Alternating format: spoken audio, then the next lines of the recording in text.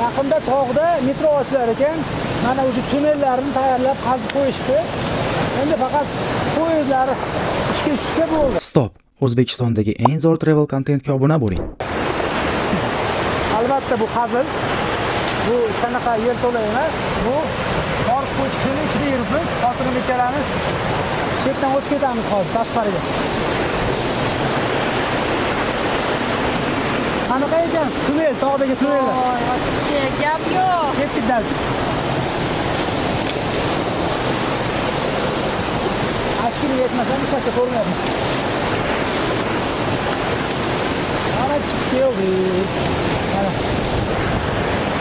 Aslida esa nima demoqchiman bu video bilan? Juda ko'ryapsizlarmi? Ko'rinyapti-da. Ingichkaligi. Men hozir qor ko'chkisining ichida o'tiribman tunnelda. Lekin tashqaridan ustidan o'tmoqchi bo'lgan odam bilmaydiki, işte mana bu o'rtasi yuqa bo'ladi. Chunki qor o'rtada bunda eriydi. O'rtasida yurmanglar. Mashina tushib ketasizlar, oyoq-oyog'ingiz sinadi, Xudo ko'rsatmasin. Eng chetidan maksimalni o'tinglar.